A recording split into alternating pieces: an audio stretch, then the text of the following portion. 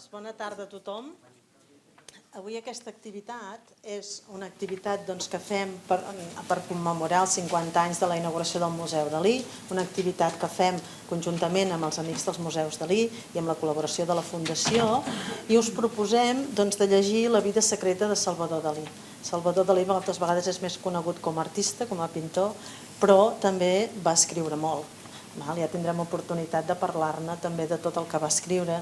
Dilluns que tenim la conferència inaugural del curs de clubs de lectura amb la Carme Ruiz, que és avui aquí present, i ja parlarem de Dalí escriptor, de Dalí lector, però avui dediquem aquest club de lectura a llegir aquest llibre, i com que és un llibre bastant dens, hem convidat en Josep Playà, expert, periodista expert en Dalí, que també ha escrit molts llibres sobre Salvador Dalí, també Dalí, la relació amb Fages, la relació amb Francesc Pujols, l'Orca i Dalí, els secrets, i és un expert, i ha publicat molts articles a premsa sobre Dalí. Doncs clar, us proposem llegir aquest llibre, però perquè us fos més fàcil endinsar-vos en aquesta lectura, li vam demanar a ell que fes una xerrada prèvia. Per això molts d'aquí sortireu amb el llibre, ja el teniu, i farem després la tertúlia. Uns la farem el 4 de novembre, que és un dilluns, i els altres, els Amics dels Museus Dalí, la farem la tertúlia el 19 de desembre. Aquesta xerrada l'enregistrarem perquè pugueu després tornar-la a sentir, tornar-la a escoltar des de casa, al moment que vulgueu, també perquè si algú no ha pogut venir hi pugui accedir, i també perquè, com que tindrem aquest lot de llibres, donar l'oportunitat, si altres biblioteques volen fer aquest club de lectura, també tindran ja aquesta eina, tindran els llibres i disposaran d'aquesta explicació d'en Josep Playà.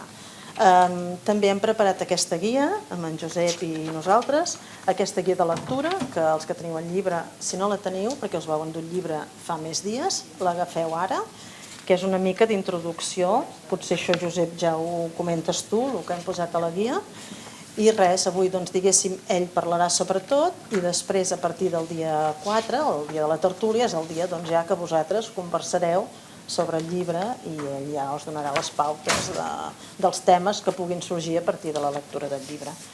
Doncs res, moltes gràcies a la Fundació, a en Josep, tot això. Continuem amb les activitats de l'any Dalí dilluns.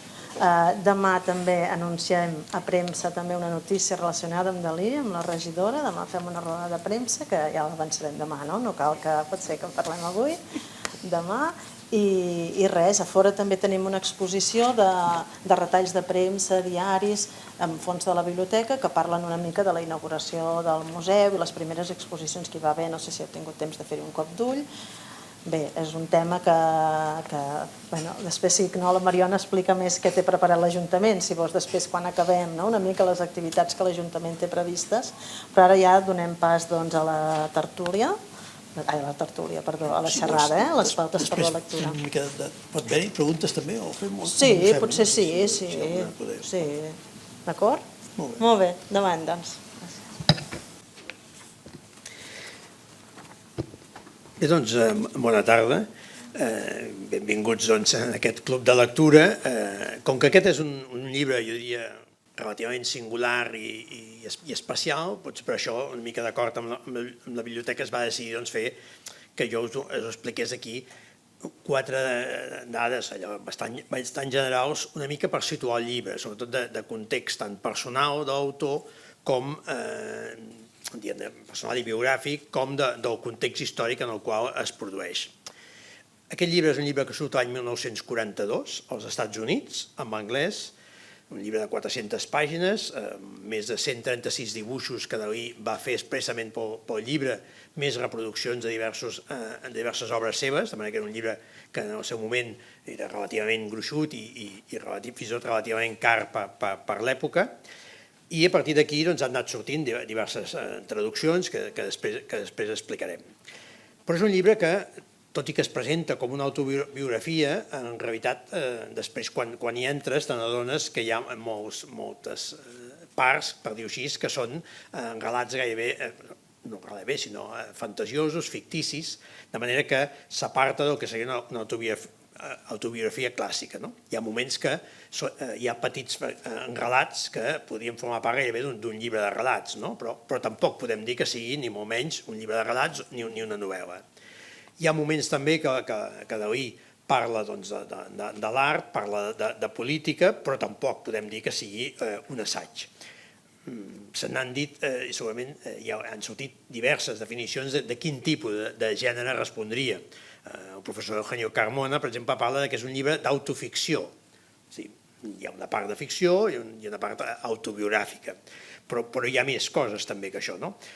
Fèlix Fanés, que havia estat responsable del Centre d'Estudis de la Fundació Dalí, diu que és un llibre que, curiosament, tot i ser aparentment una autobiografia, l'autor, Dalí, no parla de la seva obra, és a dir, en parla però poc. L'element central no és la seva obra pictòrica, sinó més aviat parla d'ell, dels secrets de Dalí. Per això se'n diu La vida secreta, una mica parla del jo ocult. I això lliga també amb el fet que en el manuscrit original, de fet, ell hi havia afegit un subtítol que era en francès, perquè després ho explicaré, però Dalí en realitat aquest llibre l'escriu en francès, un subtítol que es preguntava amb un interrogant: soc jo un geni? És a dir, que per tant ja és un llibre que d'alguna manera ell ja plantejava gairebé més com una reflexió personal. I quan l'escriu? L'escriu, ja ho he dit, s'ha publicat l'any 42, ell l'acaba d'escriure l'any 41, estem per tant en una època d'entreguerres. Hi ha hagut la Guerra Civil Espanyola, del 36 al 39, i en aquell moment Dalí, si es troba als Estats Units, és perquè ha començat la Segona Guerra Mundial. Els alemanys, quan envaeixen França, ell decideix marxar de França, no ve a l'Espanya de la postguerra, sinó que prefereix anar-se'n als Estats Units. És un moment també, per dir-ho així, gairebé podríem dir, d'una certa crisi d'aquell món que després de la Primera Guerra Mundial havia tornat a tenir un creixement i que llavors entra realment en crisi. Però és també una època, fins i tot, diria, de crisi personal de Dalí, perquè Salvador Dalí no només havia marxat d'Espanya durant la Guerra Civil, sinó que després està a França, està a París, quan comença la invasió alemanya de França, ell se'n va a la zona d'Arcachon, al costat de Bordeus, allà hi està 9 mesos, i quan sap que els alemanys estan ja baixant cap al sud, és quan se'n va, i se'n va als Estats Units. Als Estats Units s'instal·larà en una residència d'una seva amiga, escriptora, que es deia Cares Crosby, a Hampton Manor, a l'estat de Virgínia. I és allà on, als anys 40 i 41, quan Dalí escriu definitivament aquest llibre. Per tant, és un llibre que està escrit pràcticament quan ha acabat la Guerra Civil Espanyola, encara molt sota aquest impacte de la Guerra Civil. Penseu que Dalí, que abans de la Guerra Civil Espanyola s'havia mostrat com una persona més aviat situada a l'esquerra, fins i tot en un moment determinat havia mostrat les seves simpaties cap al comunisme, té, per dir-ho així, un procés també de decepció del que ha passat per la Guerra Civil Espanyola. Hi ha episodis d'un costat i de l'altre que amb ell l'impacten. A Pol Lligat, per exemple, la revolta de l'any 36 va provocar diverses morts en el moment aquell de l'eufòria revolucionària i, per exemple, van matar 3 pescadors de Pol Lligat que eren amics, que eren molt coneguts de Dalí. O també hi ha el fet que la germana de Dalí, que era Anna Maria Dalí, que s'havia quedat, no així com el seu germà se'n va, Anna Maria Dalí es queda a Figueres i en un moment determinat després se'n va anar a Cadaqués perquè la seva casa de Figueres també és incautada i quan està a Cadaqués la germana de Dalí és detinguda, un episodi no gaire conegut, però va ser detinguda i fins i tot torturada, i això, diguem-ne, és una cosa que també afecta molt a la família. Tant és així que el pare Dalí, que era un home més aviat d'esquerres i anticlerical, va fer un canvi absolut i decepcionat pel que havia passat durant la Segona República i durant el temps de la guerra, després es va, per dir-ho així, va ser el primer que es va passar allò que podríem dir a l'altre costat, no? Però també Dalí li va impactar, per exemple, la mort de Federico García Lorca, el seu gran amic, en aquest cas afusellat pels franquistes. Hi ha, per tant, un efecte, Dalí parla molt d'una guerra entre germans en la Guerra Civil Espanyola, ell d'alguna manera en cap moment de la guerra se li veu que prengui partit, però sí que hi ha un procés de sentir-se més a prop del bàndol franquista. També hi ha entre aquests altres factors, un factor que s'ha explicat bastant, que és que a un moment determinat s'organitza a París un pavelló internacional en què la República és aquest pavelló on hi portaran el Guernica, Picasso. Miró també hi participa. Se sap que Dalí hi volia participar inicialment i que hi ha un moment en què els organitzadors decideixen excloure a Dalí. Això va tenir també amb ell, el va afectar i segurament, tot i que això no hi ha documentació que ho provi, però de ben segur que això també el va acabar de fer decantar. El fet és que el fet d'anar-se'n als Estats Units, acompanyat d'aquesta decepció, és també quan Dalí comença a anunciar, i en aquest llibre ja es veu, o que ell en diu un cert retorn al classicisme, una certa recuperació altre cop d'aquella religió que ell s'havia mostrat tan crític, tot i que el llibre acabi dient que d'alguna manera ha trobat a Déu però no la fe, és a dir, hi ha un procés, per dir-ho així, d'acostament. Després també ho podem explicar, però alguns estudiosos d'aquesta obra han dit que d'alguna manera hi ha un rerefons d'un cert retorn a un ideari ja, com vindria d'una certa tradició francesa, conservadora, monàrquica, que efectivament en determinats facetes del llibre hi és, però al mateix temps es conjumina per exemple, amb molts elements que recorden també la seva admiració per Freud i per tota la teoria psicoanalítica, que hi és molt present en el llibre i que fa que, per exemple, a la societat americana hi va haver moltes crítiques en aquest llibre i fins i tot es va considerar un llibre molt escandalós i en realitat podríem dir que les crítiques van ser bastant negatives. Aquest és, per tant, una mica aquest context, podríem dir, històric i biogràfic en el qual apareix el llibre. I crec que al moment de llegir-ho cal tenir-ho en compte per acabar d'entendre i per situar la imatge que segurament cadascú té de Dalí, que si has llegit textos dels anys 20 i fins a l'època surrealista, és un Dalí absolutament bastant diferent d'aquest que veurem en aquest llibre. Però fins i tot també diria diferent del Dalí posterior. Per tant, situem-lo exactament en aquests anys 40. Dic com a anècdota que veureu també, alguna vegada segurament heu vist que una imatge que va sortir bastant, que mentre Dalí estava escrivint i redactant aquest llibre en aquesta propietat d'aquesta seva amiga que l'havia deixat als Estats Units, va coincidir amb l'escriptor Henry Miller. I hi ha una fotografia, que és també suposo un joc que devien fer, que es veu a Henry Miller pintant i a Salvador Dalí escrivint, una mica fent veure que s'han canviat els papers. Crec que ja ho he dit al principi, però el llibre, i això és important explicar-ho, està escrit en anglès.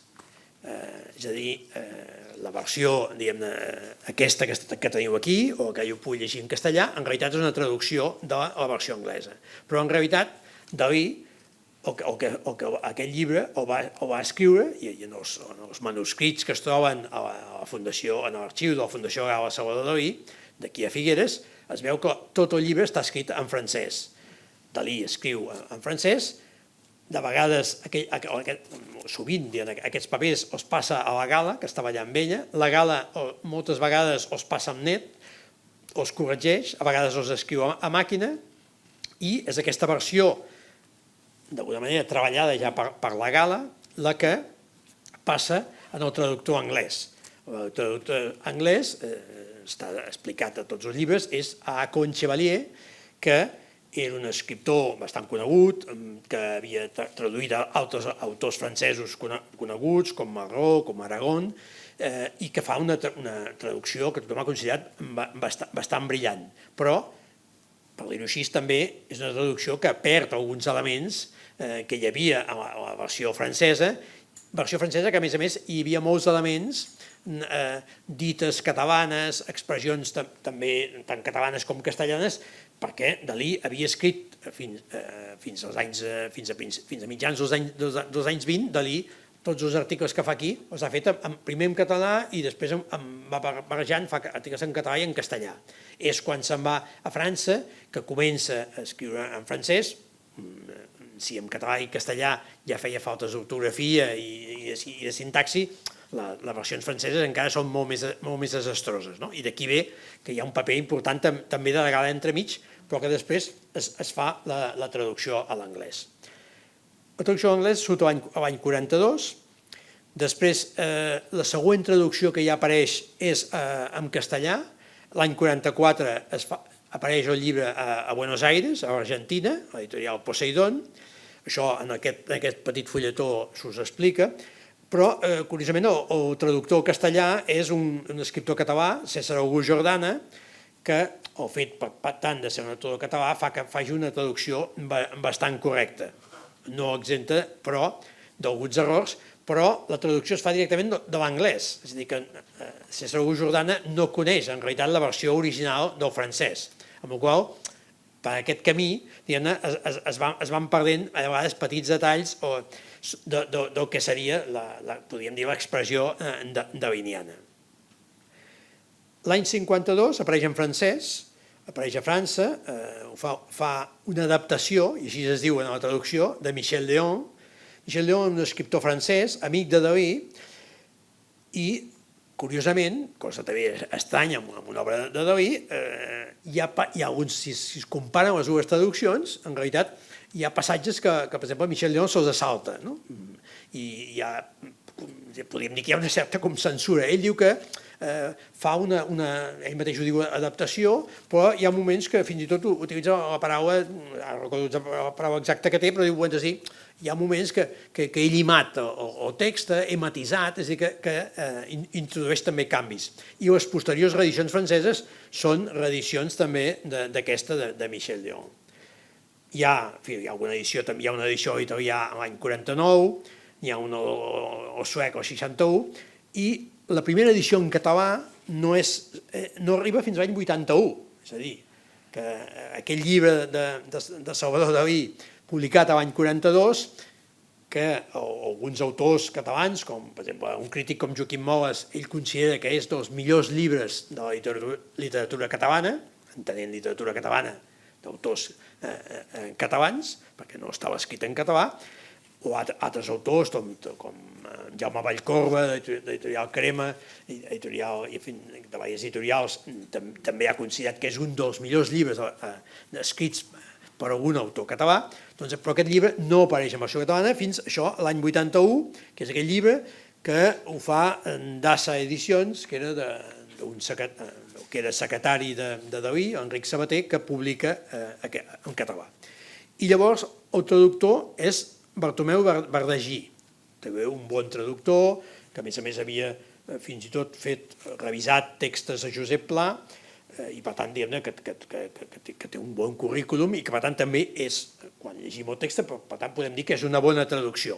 Però Bartomeu Verdagí no tradueix tampoc de la versió original francesa, sinó que utilitza la versió anglesa i la versió castellana. És a dir que, per dir-ho així, també per aquest camí tornem a perdre a vegades petits detalls del llibre. Quan es publica aquest, en català, la mateixa editorial també publica una versió castellana signada per un traductor que es diu José Martínez, que no ha arribat a esbrinar qui era, però que en realitat fa una mica de trampa perquè pràcticament és la mateixa versió que existia en castellà de César August Jordana. I amb posteriors edicions que s'han fet, com aquesta que teniu, és per tant, no és més que la versió catalana de Bartomeu Verdagí, i les versions, una altra que s'ha fet en castellà és també aquesta de l'any 81. I per exemple, aquí tinc aquell llibre que és l'obra completa de Dalí, que es va publicar l'any 2004, que van publicar Destino d'acord amb la Fundació Dalí, i realment tampoc van agafar la versió original francesa, sinó que van agafar aquestes traduccions catalana i castellana que eren traduccions de l'anglès. Bé, això pot semblar que no té gaire importància. Efectivament, jo crec que no té en quant a l'esperit general del llibre, perquè els dos traductors, en tot cas, són bons, i el traductor anglès també ho era, però sí que afecta a petits detalls del llibre. Jo se'n puc citar alguns, un d'ells que sí que xoca i sap greu és perquè la primera pàgina del llibre comença dient, versions catalana i castellana, i aquesta que llegireu, posant en boquillada de David, diu, als 6 anys volia ser cuiner, als 7 anys Napoleó. i en la versió original que es conserva en els manuscrits, en realitat Dalí va dir que volia ser cuinera. I quan un acaba de llegir el llibre, ho entén perfectament, perquè Dalí precisament explica que quan era petit, per ell, tenia un espai fascinant de la seva casa, la casa aquesta natal que ara s'ha obert, era precisament la cuina, perquè diu, era un espai reservat a les dones, prohibit als homes, i on allà hi havia gairebé una mena de màgia. Recordeu que a la seva família, ell de petit, a la família hi vivia la mare, hi vivia una àvia, hi vivia una germana de la mare, i a més hi havia, encara de petits, va néixer una altra germana. Era una família, per dir-ho així, amb predomini de les dones. Hi havia el pare, que era un notari de vi, que segurament es devia costar poc per la cuina, i hi ha el nen petit aquell que sempre li deien que allà no podia entrar. I per tant, clar, ell diu, i s'entén que diu, jo volia ser cuinera perquè era com poder accedir en aquell lloc prohibit. Això, en la traducció, per exemple, es perd, no? I es perden altres detalls, per exemple, que no tenen importància, però que sí que a vegades xoquen, que no s'hagin encara pogut corregir. Per exemple, de seguida, per exemple, parla d'una experiència que té als 5 anys, aquestes experiències fantasioses de Dalí, que diu que un dia va donar amb un nen amb el que estava jugant, quan tenien 5 anys, diu, estava passant per un pont, diu, jo li vaig inventar una patada i jo vaig fumar a dalt a baix del pont.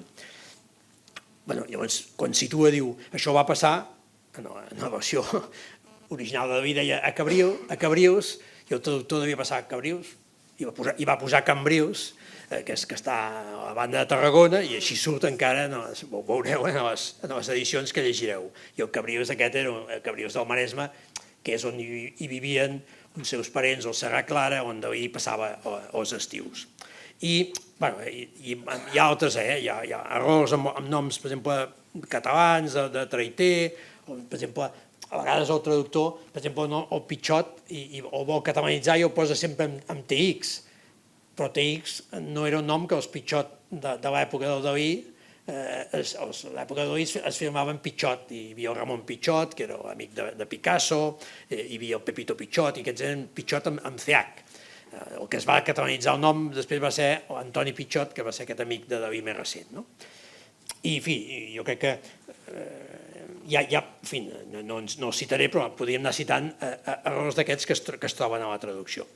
Hi va haver un intent, que és aquest llibre, que precisament es diu La vida secreta de Dalí, Sui Jean Genie, que és un llibre que va fer Frédéric Joseph Lovery, que és una escriptora francesa, que va fer un treball, precisament va estar aquí a la Fundació Dalí consultant el manuscrit, l'original en francès, i ella va fer una tesi doctoral que es va publicar als Estats Units i després en va fer aquell llibre. El que passa que aquell llibre, per raons aquestes que passen, misterioses, suposo que per un desacord amb el tema de drets d'autor, s'ha editat pràcticament a la clandestinitat, de manera que se'n van fer molt pocs exemplars, però aquell llibre és l'única versió que seria un intent d'explicar, perquè hi ha aquí totes les versions, hi ha el manuscrit original de Dalí i com, per dir-ho així, fins i tot les diferents versions que van sortint en aquest treball que hi ha entre Dalí, Gala i finalment el traductor a l'anglès. Però si algú, els que sou molt fanàtics de Dalí, el podeu trobar segurament comprant-ho, és possible que per Amazon o així encara es pugui localitzar. I podeu anar trobant aquestes diferències entre la versió primera, versió segona i versió tercera.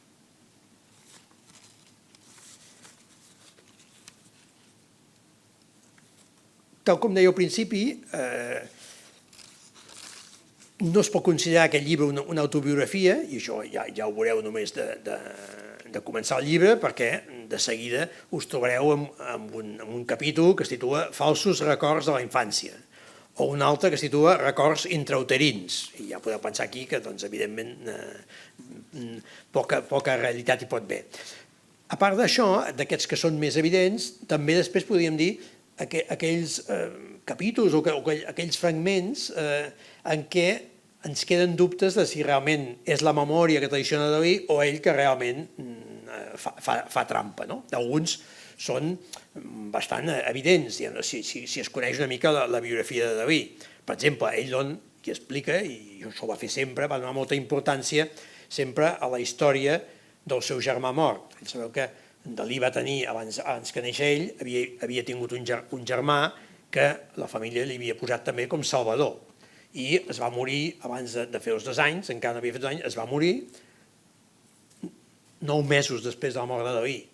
Els pares de Dalí tenen un altre fill i li posen també Salvador. Això d'aquest episodi, segurament Dalí se'n devia assabentar de gran, però ell, en les seves memòries, li dona una gran rellevància com un element que sempre com el va obsessionar. Ens explica com detalls, dient que a l'habitació dels seus pares hi havia el retrat del germà mort i una mica per donar-hi com més rellevància a aquest pes, perquè ell diu la família a mi sempre em comparava i jo era el germà que, per dir-ho així, imperfecte, comparat amb el germà perfecte, que era aquell que es havia mort, i diu, en aquesta biografia, que va morir als 7 anys. Evidentment, és una exageració perquè no tenia encara 2 anys. Hi ha molts elements d'aquests que, d'alguna manera, podríem dir, quasi des del punt de vista autobiogràfic, que estan tergiversats.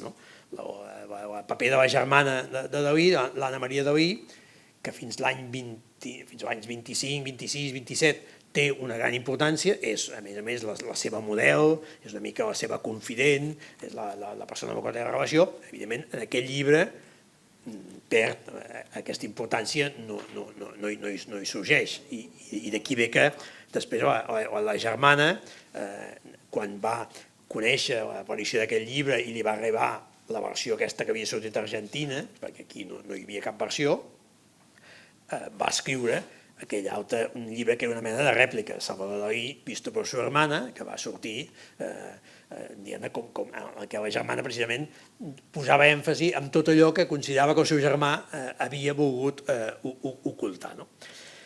I, en fi, després podíem trobar altres detalls, jo què sé, el pintor Moreno Villa, que havia sigut un pintor important i amb el qual va tenir una relació a Residencia de Estudiantes, en aquest llibre no apareix. Hi ha diversos elements que ens ajuden a entendre com Dalí, a través també d'aquests o falsos records o aquestes tergiversacions de la realitat, intenta construir una imatge pública, que és aquella que ell vol donar també als Estats Units on acaba d'arribar i on s'ha instal·lat i on, per dir-ho així, en els anys 40 inicia, podríem dir, una carrera triomfal i que li va anar molt bé.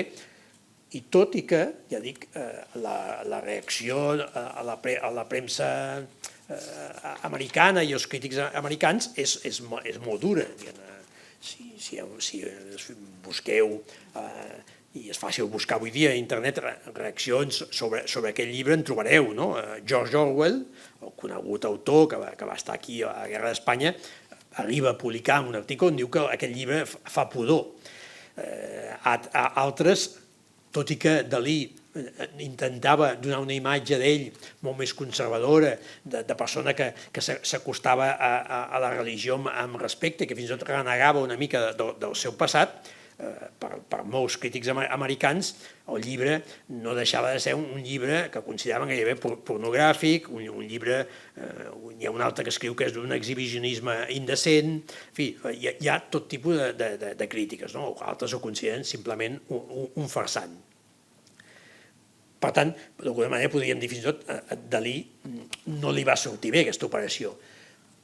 O també podem pensar que realment, malgrat que a vegades es té aquesta impressió d'un Dalí que actuava per compensació o per agradar o que actuava només pensant en la resposta del públic, també podríem pensar que al cap i a la fi Dalí no es traiciona tant a ell mateix, perquè és veritat que el llibre expressa determinats canvis, però al mateix temps no renuncia, per exemple, a tota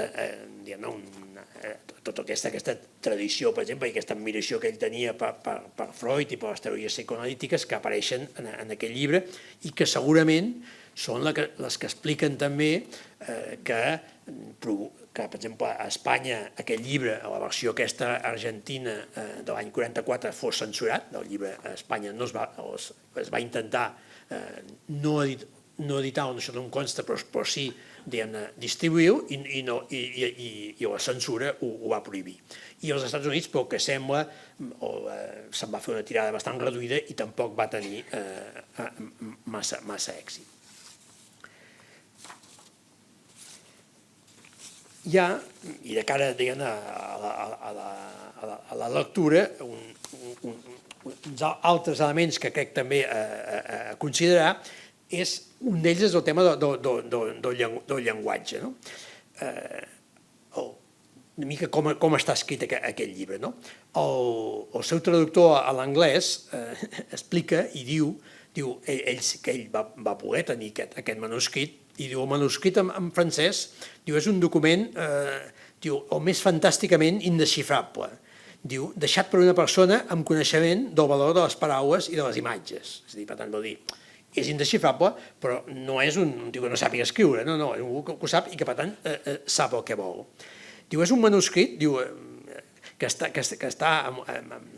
redactat amb fulles groguenques, d'una escriptura, diu, quasi il·legible, quasi sense cap mena de puntuació, sense apartats, amb una ortografia delirantment fantàstica que posaria en dificultat el millor lexicògraf.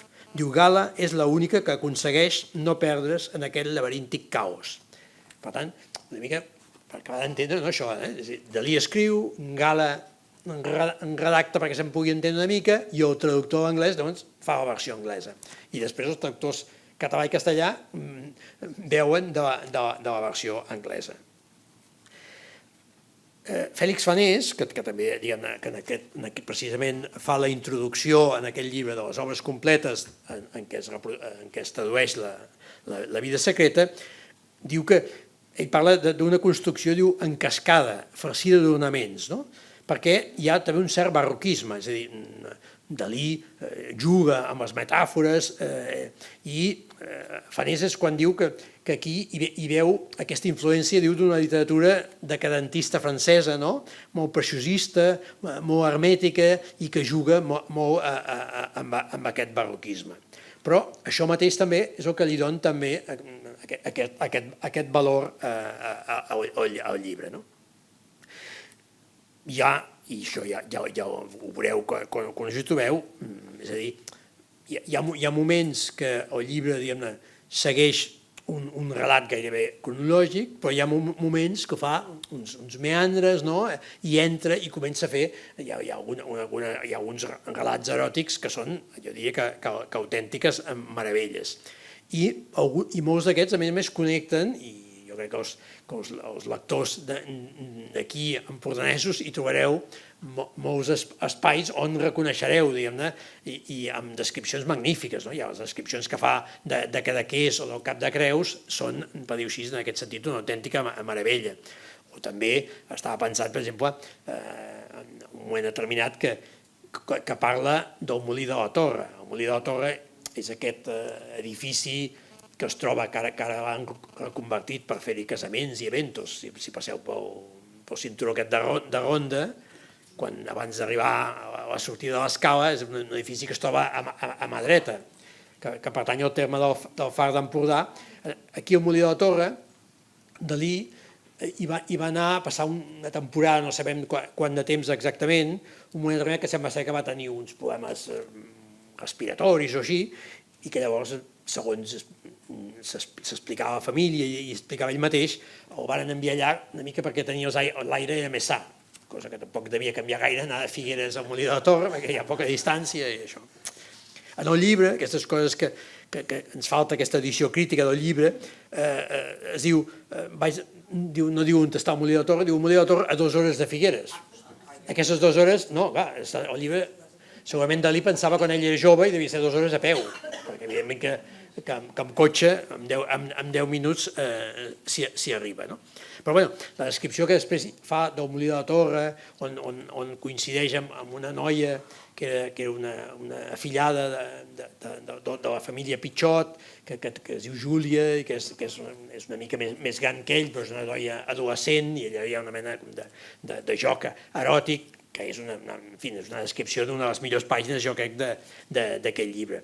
On podeu trobar també una altra descripció que a mi sempre m'ha encantat, que està situada, la situa a la casa, en aquest cas no la casa natal, sinó la segona casa on Dalí va viure, que és la que està tocant a la plaça de la Palmera, i es explica una escena que, segons ell, passa en el terrat de casa seu, on, no m'avanço, ja ho explicareu, però que ell es fabrica una mena d'hamaca i llavors diu que fa molta calor, després a l'estiu, i llavors decideix fa un forat a l'hamaca per posar-hi el cap a dintre i llavors posa una galleda a sota per refrescar-se el cap a dintre de la galleda i llavors, com que es mou el cap, patina i se trenca l'hamaca i es queda el cap a dintre de la galleda i sort que diu que arriba el seu amic i el salva perquè no s'hagués mort allà.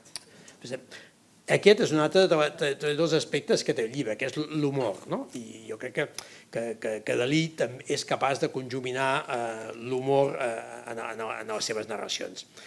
I això és el que fa, jo dic que el llibre, i al final ja siguin diferents els autors, que el considerin com una de les joies de la literatura catalana. I no perquè hagi tingut, també diria, masses bones crítiques, perquè també és veritat que aquí, quan va sortir en el seu moment, com després, diguem-ne, ha passat relativament desapercebut. I hi han sigut, jo diria, uns pocs autors que l'han reivindicat i que probablement tampoc hi ha ajudat el fet que ens hagi faltat aquesta edició crítica, que hagi arribat l'edició catalana tardés tant en va arribar i que normalment això s'hagués de basar-se en edicions forànies. Però, en fi, jo us he apuntat aquí algunes quantes coses, crec que és un llibre que incita a llegir-lo, trobareu segurament parts que us agradaran més i parts que menys, en funció una mica també dels vostres interessos i d'aquesta diversitat de gèneres que hi ha en el mateix llibre. I no ho sé, jo si voleu ara, si voleu fer alguna pregunta una mica també per... Jo tinc més coses aquí apuntades, però una mica si voleu saber un detall més o una orientació més, la podeu fer. Algú que vulgui... Sí, digues. Per què creus que Dalí no va voler corregir la versió anglesa respecte del seu manuscrit en francès i va deixar passar aquests detalls que són prou importants? Bueno, l'any 42, Salvador Dalí d'anglès en sabia justet. Fins i tot, si heu vist alguna gravació fins anys més tard, parlava un anglès absolutament macarrònic i l'any 42 encara menys. Per tant, en aquest sentit, crec que es devia refiar del traductor, d'aquest Lacan Chevalier, que és un escriptor conegut, que a més coneixia molt bé la literatura francesa, en fi, dir com a detall d'aquest Chevalier que a més era un col·laborador d'aquest físic, l'Oppenheimer, d'aquest que s'ha fet aquesta pel·lícula, i en la pel·lícula d'Oppenheimer apareix el traductor perquè tots dos després van tenir problemes amb el macartisme americà, perquè aquest Chevalier era membre del Partit Comunista americà i de fet va acabar exiliant-se a França, com l'Oppenheimer, que també després també marxa i a la pel·lícula d'on surt. Per tant, jo crec que Dalí en aquest sentit tenia confiança en Chevalier.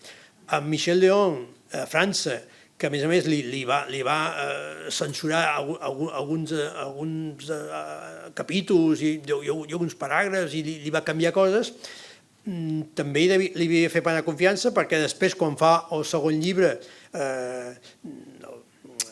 Diari d'un geni, també li dona, ell s'encarrega de l'adaptació i traducció al francès.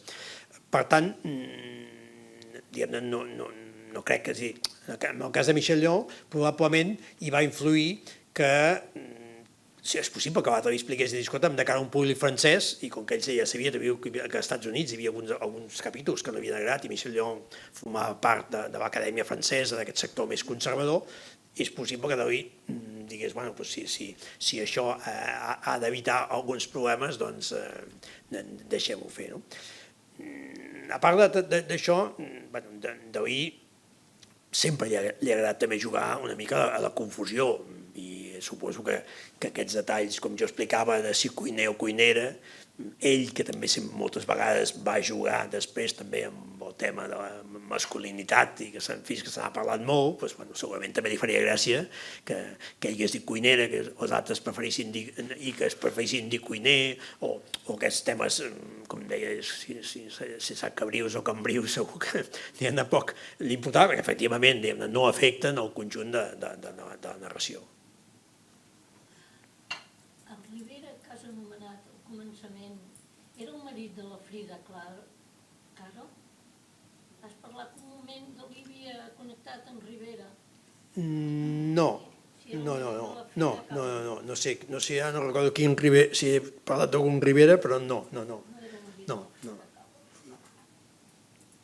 el que volia preguntar-te, que en principi quan has començat a parlar, i estàvem d'acord que el llibre no parla del seu art, no parla de la seva cultura, però mentre ho vas llegint, és veritat que aquestes ficcions jo me les puc imaginar en quadros d'ell, vull dir, hi ha detalls i coses que formigues, no he llegit encara gaire, però encara que no parli directament dels seus quadros, sí que veus el seu art.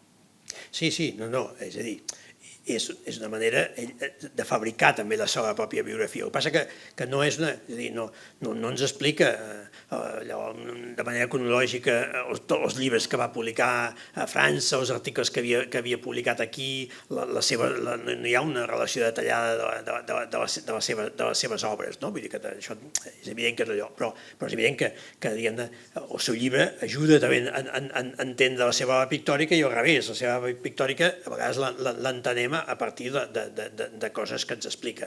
Vull dir, també s'ha de dir, fa una biografia quan només té 36 anys, és a dir, que està a la meitat de la seva vida. Per això és una manera també de dir, home, quan tens 36 anys no publiques la teva autobiografia, en tot cas és un llibre d'alguna manera que és la seva, jo diria que també és la seva manera de presentar-se en el públic americà, on en aquells moments encara és poc conegut.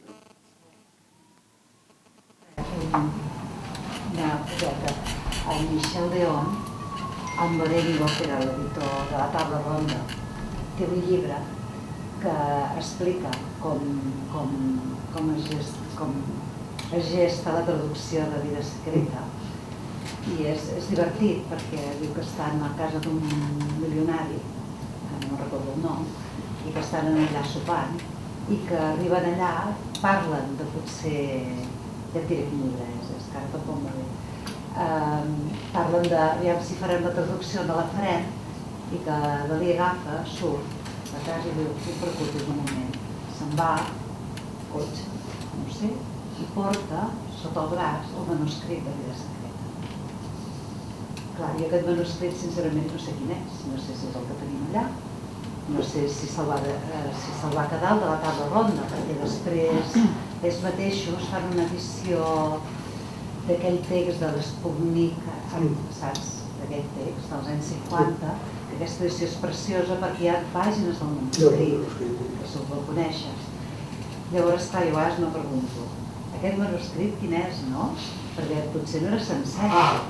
Tu has explicat molt bé el procés. Jo diria que la Gala no intervenia tant, sinó que transcrivia més, però bueno, això també és opinable. Saps? Jo crec que transcrivia, evidentment li corregia les faltes, això per descomptat, però que feia més a transcriure, perquè realment, ja ho saps, tu la lletra és indesxifrable a vegades, però que és ben veritat que quan corregeixes a vegades edites, vull dir que també pot ser, no? Però vull dir que aquestes parts que falten, que evidentment falten, però no hi són, quan les busques en francès no hi són, i dius, home, què ha passat aquí? Clar, aquest manuscrit quin és? No? És una pregunta, però jo no ho sé. Des de saber el que li va portar, no? Que li va portar allà i... no sé, sembla que són unes memòries, ben bé. Sí, aquest sí, no l'havia llegit. Jo havia llegit alguna entrevista on ell parlava una mica de com havia fet. efectivament, per exemple, jo que sé, aquest detall de cuinera, ell a la versió francesa surt cuinera, no surt cuiner. Per tant, vol dir que probablement, perquè si no, no se t'acudirà canviar-ho. Per tant, i algun altre, em sembla que això de Cabrius, per exemple, aquest detall també a la versió francesa em sembla que surt correcte. Per tant, vol dir que efectivament va tenir, alguna cosa va tenir. També, clar, sempre jo tampoc no he vist, però no sé, segons el llibre aquest de Frederic, són 1.700 fulls que es troben a l'arxiu de la Fundació. Clar, no sé, sempre els que s'han reproduït són versions de Dalí manuscrites, però parlen de que alguns parlen que la major part eren passats a màquina per la Gala. O algú altre. Per tant, aquesta part es podia haver perdut també alguna, no? Aquesta part, efectivament. No.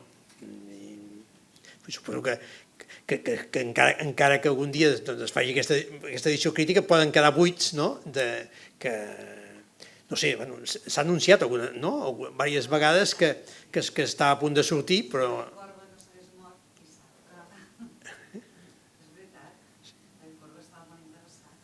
Però jo crec que fa un any o així es va anunciar des de la Fundació dient que estava en projecte... Esperarem. Volia preguntar, el llibre a Espanya no es va publicar fins molts anys més tard, suposo? Sí, fins al 81. En català i en castellà? Sí, al mateix temps surt en català i castellà. Imagino que durant tot el franquisme no es va reeditar. Vendre, suposo, devia ser poc comú o...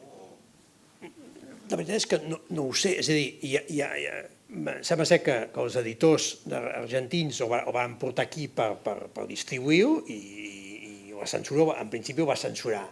Això va passar als anys 50.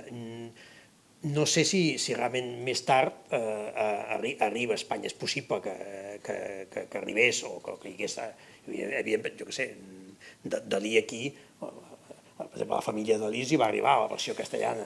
Com no els hi va arribar, potser els hi va arribar a enviar el mateix Dalí o gent que havia anat a Argentina i que ho portava. És a dir, que en van circular, però en van circular en tot cas pocs exemplars. Sí. Suposo que el motiu, no li has de dir que deu ser el contingut, no? I si això explica una mica la relació de Dalí amb el franquisme, no? Que per un costat recolzava i feia publicitat i per altre li prohibia els llibres, no? Que és una dicotomia. Sí, és allò que sempre es diu, el fàcil és dir Dalí era franquista, però el franquisme li feia por a Dalí, perquè no era no tenia res a veure, diguem-ne, amb el que podríem considerar escriptors franquistes de l'època, i quan llegeixes el llibre te n'adones, no? Vull dir, algunes de les narracions són d'un erotisme pujat, i en aquells anys 40 aquí això, segur que el censor ràpidament va tenir clar que no podia passar. Home, jo crec que segurament l'any 70 o així es hagués pogut traduir i ho haguessin deixat passar. D'aquí ve també l'altra part, no? És a dir, de vegades Dalí aquí mateix no ha tingut bona premsa. Com és que cap editor, fins i tot que fins a l'any 81 no sortís un editor que volgués traduir-ho, no? Ja havien passat 6 anys de la mort de Franco, no? La versió que els arriba a la família Dalí, l'Anna Maria va fent comentaris al costat de l'editorial Poseidon i es troba a Montserrat. Montserrat és veritat. Allà és la Josefina Cosita. I de fet en Dalí, mentre està redactant, i escriu al seu pare. I una carta a la família, no? El pare i la germana, i a la tieta, que tot el mal que us he hecho serà enmendado, no? I realment recuperareu el vostre rol, que realment la importància que heu tingut a la meva vida, no? I llavors pots anar veient, pàgina per pàgina, com l'Anna Maria, que segurament ho està contrastant amb el seu pare al costat, perquè això no és veritat, això, o sigui, punt per punt, no? Sí, jo crec que, clar, també s'ha de tenir en compte, un altre element a tenir en compte, és a dir, l'any 1929, quan Dalí coneix a Gala, quan d'alguna manera s'adhereix al surrealisme, és quan es produeix aquesta ruptura amb la família, una ruptura molt dramàtica, perquè el pare de Dalí l'expulsa en el fill, realment l'amenaça que no torni a la casa ni a la de Figueres ni a la de Cadaqués, i realment es trenquen completament les relacions. I Dalí jo crec que d'alguna manera, és veritat que en Dalí, i en fi, no explicarem ara tot aquell quadre que va fer a París, en què d'alguna manera la família va considerar una ofensa a la mare.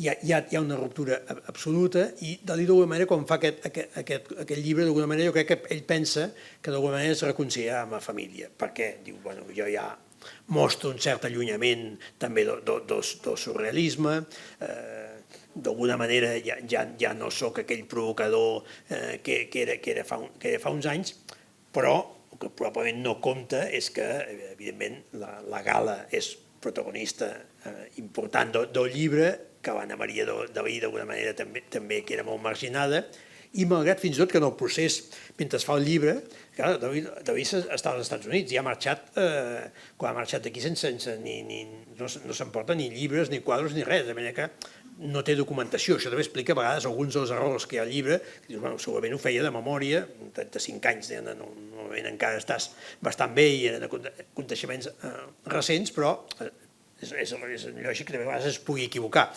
Amb la família, hi ha algunes cartes que s'han conservat amb la família en què els demana alguna informació i alguna fotografia que apareix en el llibre, en la versió ja americana, sembla que és una fotografia que li passa la família. Per tant, jo crec que en aquell moment es pensava que això i, efectivament, ell mateix els devia enviar el llibre i la reacció, sobretot de l'Anna Maria, va ser fulminant en el sentit que va considerar que aquell llibre encara afegia, va dir així, més malestar a la família i, de fet, això, com explicava la Mariona, l'Anna Maria es va dedicar a fer apunts al llibre, al costat de les pàgines, anant explicant tot el que no li agradava, tot el que considerava que era fals, i aquell llibre avui dia es troba a la Biblioteca de Montserrat, és consultable i es pot veure realment com animadversió entre els dos germans que es va mantenir fins al final de les seves vides.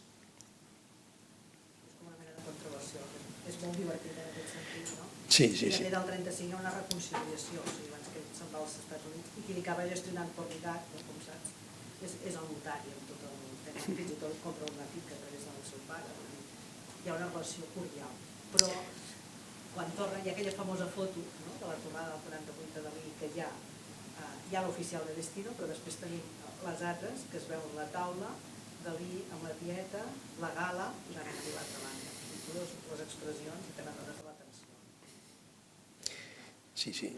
Hi ha la ruptura aquesta del 29, però és que no ho sabia tant, és a dir, l'any 29 és quan es trenca, ja dic, però els que no ho recordeu, el desencadenant final és quan Dalí exposa a la Galeria Goemans de París una silueta del Sagrat Cor on escriu ell a sobre, de vegades esculpo per plaer sobre el retrat de la meva mare. La seva mare es havia mort feia pocs anys i tant el pare com la germana, aquesta diana és una ofensa que consideren que el Dalí hauria de demanar perdó, evidentment no ho fa i és quan l'expulsen.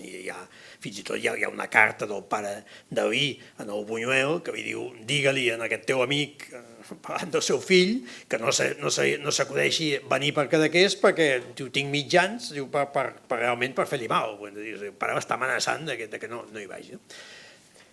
Hi ha aquesta ruptura, estan uns anys que no hi ha contacte, però després el Dalí, l'any 35, intenta una reconciliació a través d'un germà del pare, i el germà del pare, que era un metge que vivia a Barcelona, però efectivament, i Dalí torna i sembla ser que es troben un dia, i com a mínim amb el pare sé que hi ha una certa reconciliació, la germana sempre va ser molt més reticent. Després ve la Guerra Civil Espanyola, Dalí se'n va a França, viatja per diferents països, i quan s'acaba la guerra hi ha un moment que quan Dalí està, això que explicava jo, a la zona aquesta d'Arcachon, i quan a prop de Bordeus, i quan els alemanys s'acosten a Bordeus, Dalí i Gala marxen a més a córrer. Sembla que allà havien començat ja a escriure les primeres pàgines probablement de la vida secreta, i se'n van allà a Lisboa, però el Dalí ve tot sol, se'n ve a Figueres, ve a veure la seva germana, que com deia, havia estat torturada i havia estat amb una txeca durant la guerra, i per tant, d'alguna manera va interessar-se per l'estat de la germana i també pel seu pare, que ja era gran, està uns dies també aquí a Figueres, per tant aquells dies en certa manera hi ha una certa reconciliació, però llavors se'n va als Estats Units i ja no hi tindrà més contacte, tindrà un contacte per carta i és això quan, per dir-ho així d'alguna manera, Dalí els hi venia a dir, veureu aquest llibre on jo explico, ja no sóc aquell Dalí tan provocador, revolucionari, sinó que ja sóc un altre Dalí, que fins i tot he tornat fins i tot a la religió, com el seu pare, que també havia tingut tot un canvi i s'havia acabat declarant catòlic i apostòlic.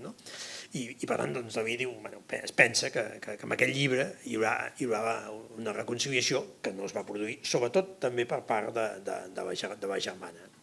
Perquè amb el pare, quan Dalí torna dels Estats Units, l'any 48, hi ha això que explicava la Mariona, en principi es van tornar a trobar, però alguna persona que havia estat allà, per exemple, el crític d'art aquest Rafael Santos Torroella, que va coincidir alguns dies allà, precisament a casa de la família Dalí, em deia que recordava com la germana Dalí, malgrat que el pare, d'alguna manera, el retorn del seu fill li havia satisfet, la germana en sabia dient pestes i, sobretot, de la Gala, que considerava que era, per ell, considerava que era una autèntica bruixa, que era la que havia... I així ho va seguir pensant fins al final. Hi ha escrits de l'Anna Maria Dalí dels últims anys que seguia repetint de dir per culpa de la Gala, el meu germà mai va ser el que era, i una mena de conflicte familiar que donaria molt per interpretacions freudianes també, com algunes que surten al llibre. Les il·lustracions, sí, és un altre capítol interessant, que per un club de lectura no són tan importants, però que sí que són... Dalí va fer, al mateix temps que escrivia, sembla ser que a la mateixa època va fer un total de 135 dibuixos, estan datats a diferents anys, alguns fa veure que són de l'any 20 o així, jo tampoc no m'atreviria a dir, però hi ha qui ha dit que en realitat els havia fet tots a la mateixa època, als anys 40, tot i que ell mateix feia trampa i posava com si fossin anteriors, i aquests dibuixos han anat, exemple, en l'edició francesa no apareixen, però tant l'edició catalana i castellana i aquesta que estareu treballant, aquesta d'aquí, sí que hi surten. Aquests dibuixos ara, em sembla que són dels 136, no recordo exactament, em sembla que 125 o així, els va comprar la Fundació Dalí, eren de l'Enric Sabater, aquest secretari de Dalí. Misteriosament, moltes obres de Dalí sempre acabaven a mans dels secretaris, i aquest Sabater es va quedar 125 dibuixos de Dalí, i n'hi ha, em sembla que n'hi ha uns 11 o 12 que no han aparegut i que estan... La Fundació Dalí en tenia, em sembla, 2 més que ja tenia d'abans. Se sap, es van ser publicats abans que es publiquessin aquí, perquè aquí s'ha fet la Fundació Dalí va fer una edició només dels dibuixos, però ja bastants anys abans, l'any 81, als Estats Units, aquest El Regne dels Morts, que són aquests que van crear aquest altre museu Dalí als Estats Units, aquests van fer una edició només dels dibuixos, cedits en aquell moment per en Sabater, i allà, a més també era curiós perquè hi apareixien alguns dibuixos que no sortien, fets per Dalí, suposadament també per l'edició, però que no surten en l'edició impresa. I entre ells, per exemple, hi havia un dibuix del jardí de la família Pichot a Cadaqués, tot així molt senzillet i això, que en l'edició anglesa i en els posteriors no ha aparegut. Hi ha uns quants dibuixos d'aquests que ballen també. Però són dibuixos també interessants, perquè, no sé, per exemple, n'hi ha un que Dalí posa una vaca allà i a fota hi ha una inscripció que parla del patufet, no?, que després la inscripció sobre el patufet a l'edició anglesa i els altres es va tapar amb una altra perquè devien pensar que la gent tampoc entendrà què és això del patufet, no? I van acompanyats de textos en anglès, perquè realment Dalí per tant ho fa per l'edició, pensat en l'edició anglesa, però n'hi ha alguns que són bastant interessants també perquè explica una mica, hi ha bastants paisatges d'aquí de l'Empordà, alguns molt bucòlics, que es veu allà una mena de pagès, amb pastor i la sirena, i al fons passa un trenet, però hi ha aquest dibuix, per exemple, aquest que explicava de la terrassa, de l'eixida, de la casa aquesta, de la plaça, tocant a la plaça de la Palmera, on es veu aquest dibuix, suposadament d'en Dalí posant el cap dins d'una galleda allà dintre la maca, però és molt curiós perquè al fons es veu una silueta perfecta de l'església de Figueres i en aquell cas una silueta bastant relativament ben feta, de manera que probablement potser tenia o era un dibuix anterior, que no ho crec, o realment potser tenia una fotografia o havia demanat perquè és una silueta molt ben feta de l'església i n'hi ha algun dibuix del Molí de la Torre, n'hi ha un altre de Vilabertran, n'hi ha bastants dibuixos d'aquí. Més motiu per dir, ostres, mira els anys que va tardar en veure una edició catalana, quan era un llibre que surt en anglès, però que està, jo diria, fins i tot pensat gairebé en català, pensat sobretot des de l'Empordà. Aquest llibre dels morts, de quin any és? El llibre dels morts, només dels dibuixos, no hi ha el text, em sembla recordar que és el 81. Hi va haver un moment que hi va haver alguna cosa relacionada amb l'Ateneu Barcelonès, que ell va fer unes declaracions en un moment que va dir de Guimerà i de la generació d'ells que eren putrefactes. Em sembla que no tinc... Putrefacte pelut, li va dir l'Àngel Guimerà. Els va tindre de putrefactes, però després se'n va penedir i penso que va fer algun regal, alguna cosa a l'Ateneu Barcelonès, perquè jo vaig anar a una exposició de l'Ateneu Barcelonès, no sé quants anys fa, més de 12, que ho relacionaven amb aquestes declaracions com un moment donat va fer de la generació de... Va ser una conferència que va fer l'Ateneu, això va ser abans de la guerra, que va provocar un gran escàndol, i el director, que era un mig empordanès, que era el Pere Coromines, va haver de dimitir, però després, quan torna, després de la Guerra Civil, de fet, torna a l'Ateneu per fer una altra conferència que d'alguna manera és una mena sí, rectificació. Porque fui sacrílego, porque soy místico, es titula, i per tant, llavors ja explica una mica aquest retorn al classicisme i com al cristianisme i això. Bé, no sé si hi ha alguna cosa més i si no, doncs... Feu els deures. Exactament. Llegiu el llibre, ja dic que... Jo crec que és un llibre que dona molt de joc, tant si us interessa més la part més vessant daliniana com la vessant més literària, per un costat i per l'altre té interès. I a més hi ha parts que tenen molt de... Jo crec que hi ha un humor, fins i tot diria un humor empordanès, que fa que es llegeixi molt bé i entenc perfectament que això que alguns autors ho considerin com una de les grans obres literàries. Doncs, gràcies per ser-hi.